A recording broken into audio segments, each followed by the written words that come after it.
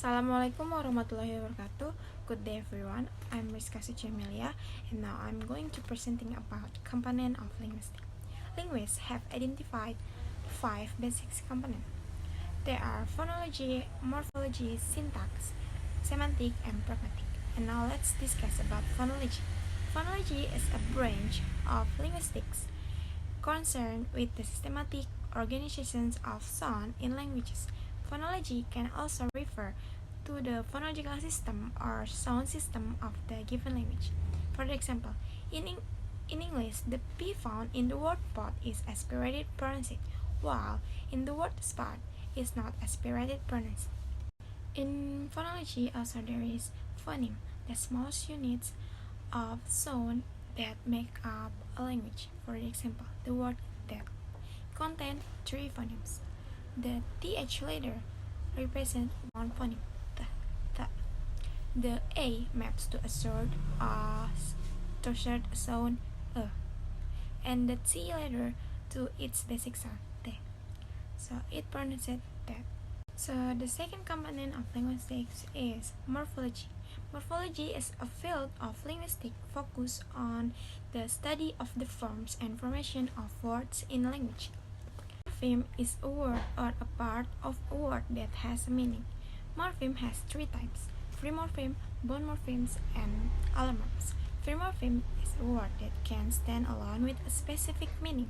For example, eat, that, happy, weak, or so on. Bond morphemes is which is cannot stand alone without meaning. For example, affix, prefix, suffix like an, this, im, meant, sip. And the last morphemes is allomorphs. Allomorphs are variants of morpheme that differ in pronunciation but are semantically identical. For the example is like plural. The third component is syntax. The previous we talked about the forms of formation of word. Now we can study word order to make into a sentence. Syntax is the law of language that determine the word order and basic sentence structure within the different language. In the English language, there is a word order set in stone for most types of sentences. The basic example is SVO, subject, verb, object.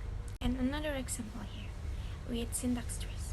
Syntax trees can be used to help you understand what is being said. Syntax trees are a neat grabbing tool to make sense of word order and how it's functioning in the world of English. Here, the sentence, the dog at the bar.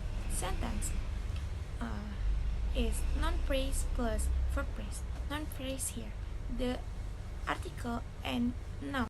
The article is the and noun is dog. And verb at non-phrase the bomb. The article and noun. So it means sentence is non-phrase plus verb phrase. And the fourth component is semantic. When morphology and syntax is the study of formation or structure of word, phrase, or sentence. Semantic is the study of the meaning. Semantic is the study of meaning that is used to understand expression through the given language. Semantic is the branch of linguistics that studies the meaning contained in language, code, or other types of representation. Semantic has a relationship between words, phrase, or sentences.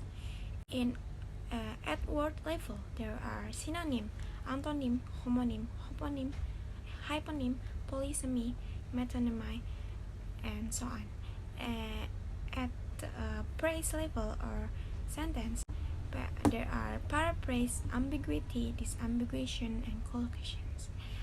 One example of the semantic relationship at word level, we have synonym, the relationship between 2 or more words that have the same meaning or related meaning.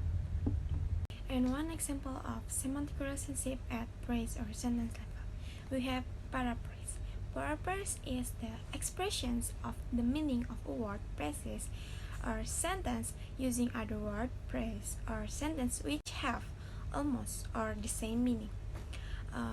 For the example, John wrote a letter to Mary. We can paraphrase it into John wrote Mary a letter. Or another one, a dog bit John. Or we can also use John was bitten by a dog. They have almost the same meaning, but there are always differences in emphasis or focus. And the last component of linguistics is pragmatic. Pragmatic is the study of how context contributes to meaning. Pragmatics also refer to the study of how words are used in everyday situations or the study of signs and symbols. An example of pragmatic is how the same word can have different meaning in different contexts. For the example, I hurt you. Semantically, heart refers to an organ to our body that pumps blood and keeps us alive. However, pragmatically, heart in this sentence means love. Heart are commonly used as a symbol for love. So another example, he was so tired he could sleep for days. In this sentence, semantically would mean that he really sleeps for 2 or more days, but pragmatically it would mean that he really is so tired so he can sleep for a long time. So in conclusions, we are studying 3 things in linguistics: sounds, forms, and meaning. In sounds, we are studying phonology. In forms, we are studying morphology and syntax. And in meaning, we are studying semantic and pragmatics. So that's all for me. I hope you're always healthy. Good day, everyone. Wassalamualaikum warahmatullahi wabarakatuh.